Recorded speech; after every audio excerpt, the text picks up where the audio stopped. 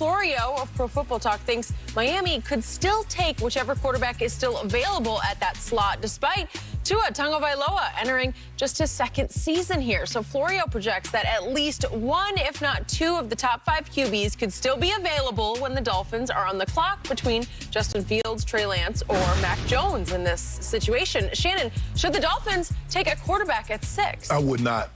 Because if they take a quarterback at 6, Skip, they're still deficient at playmakers. I would take, if Kyle Pitts is there, I'll take Kyle Pitts. If Jamar Chase is there, I'll take Jamar Chase. If Devontae Smith is there, all those other 2 guys off the board, I would take Devontae Smith. I still have the 18th pick, Skip, to go in there and maybe get an offensive lineman to protect Tua. But, Skip, I believe you need to, because what you saw from Tua is, Skip, like you said, what did he have around him? He had Jerry Jeudy, he had Ruggs, he had Devontae, he had Waddle. Everybody. So now, give him a similar situation. Put a Kyle Pitts, put a Jamar Chase, put a Devontae Smith, surrounded with some of that other Gesicki at tight end, I think Parker, wide receiver. Yeah. Give him as many weapons as you possibly can to make him successful. Now, Skip, Chan Gailey is out as offensive coordinator. Eric Studsville, I know him. He was the running back coach at Denver, filled in as a head coach for a minute. And George Godsey, they're now the co-offensive coordinators. I just believe, Skip, with Miami, because this division is not getting any easier. Buffalo's going to be to deal with. Yep. I believe the Patriots, I don't know what you think about the Patriots, but I believe they'll be better than what they were last year. So this is not going to be an easy division. I would take a skill position player. I would give Tua another year. It's hard for me to say, because you got to realize, Skip, the guy was coming off a major, major injury.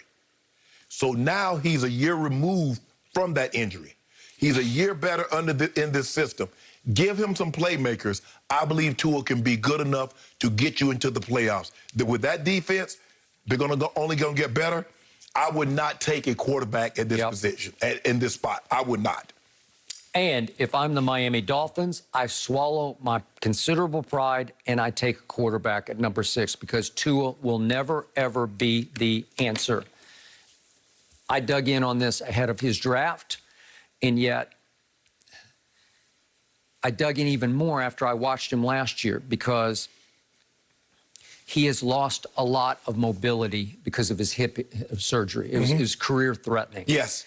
And reportedly, he had 5 different surgeries while he was still at Alabama. The 2 ankles, he had a knee, he had one other one. A fractured finger. Finger, yeah. And this hip surgery. And it took a lot out of him. He's only barely 6 feet tall, if that. And he's a soft armor. And then I hark back to the piece that was written in the Miami Herald. It was Armando Salguero's piece. He talked to 3 anonymously Dolphins players, and they were shocked that in game number 7 that Fitzmagic lost his job in favor of Tua. It shook up that locker room. I raised my hand. I was shocked, too. Yeah, okay. And according to the article, the players aren't sure whether Tua will ever be good enough to compete with the elite quarterbacks in the AFC.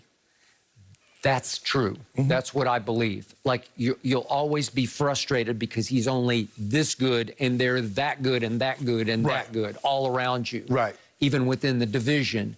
He'll never be as good as Josh Allen. I don't know who Belichick's going to wind up with. I don't know which way the Jets are going to go, but Zach Wilson, will he? I don't think he'll ever be as good as Zach Wilson. Zach Wilson's going to struggle if they throw him into the fire with what's left of the Jets. Well, consider Zach Wilson going to the Jets. Any quarterback that's in that division is going to be better than him because the Jets are terrible and they don't know what they're doing. Yeah.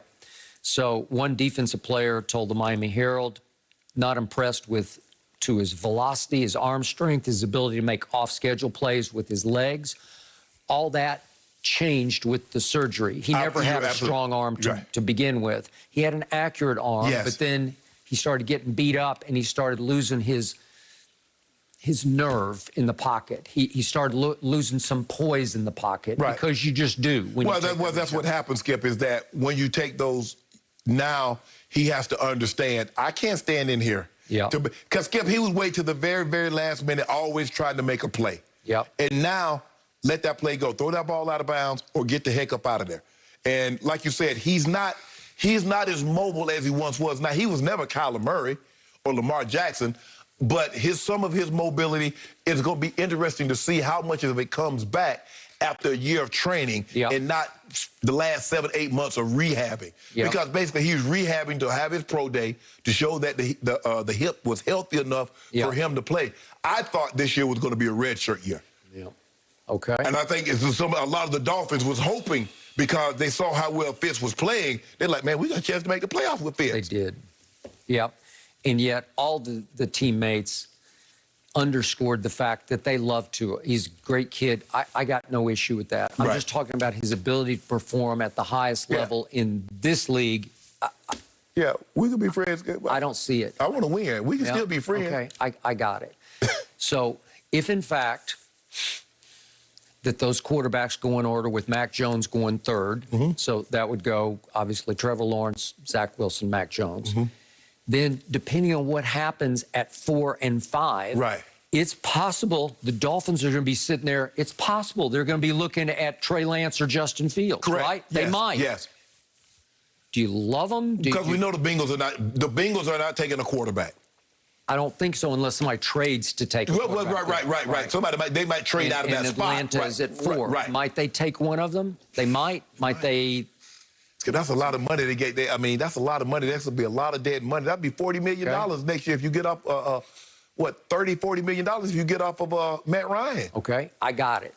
So it's possible Cincinnati would be faced with Justin Fields or Trey Lance, to the point that if they don't take one of those kids and they turn into something, that those two will be pitted against Tua till death do you part. Right? Well, he's already up against it. He already got to go against Justin Herbert for the rest of his career, because he went one pick after him to the Chargers. So anytime you have a guy in your draft class, that's what's going to happen. It's going to be Josh Allen, Baker Mayfield, Lamar Jackson.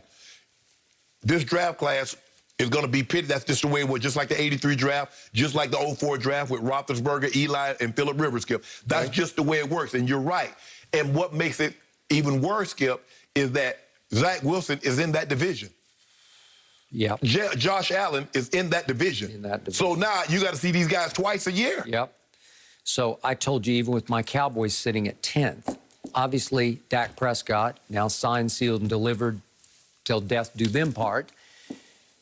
He's got a leg up now on Jared Goff and on Carson Wentz, who went 1-2 in the draft that he went in the 4th round, okay?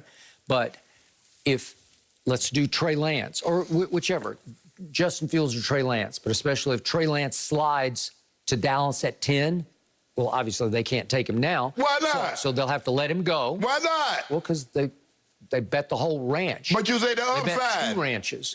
Upside. Okay, well, you can't have it, your cake and eat it too. You've been pounding your side of the table for them to sign Dak. Yeah, but pay him whatever he wants, and they did. They did. They gave him every last penny of exactly it's your own fault. what he demanded. You should have bought it when it was a bargain price. Okay, well, what I'm saying is, let's say Trey Lance slides past him. Let's say he falls to Belichick at 15. Let's say he instantly becomes a star in New England. Let's just do the hypothetical. Well, a lot of people are going to get fired. Well, I'm going to be shaking my head over, my God, we could have had Trey Lance. Exactly. We could have just sit right there, and we could have had Dak on one more year of franchise tag at, what is it, close to $38 million. But that's a bargain for me, to have 1 year of Dak and just let him walk, let him go, and we'll take Trey Lance and have him ready to go. But Skip, the cap number is only $22 million. You want the cap hit of $38 million? Yeah, I'd take it if I thought Trey Lance, again, do I think Trey Lance is going to be better than Dak Prescott? I do. You do? In the long run, I do. Why you go with it? Hold on. How you going to win a Super Bowl with a guy that hadn't even been drafted that you think is going to be better than the quarterback? I just think his upside is higher. I just think he's got more.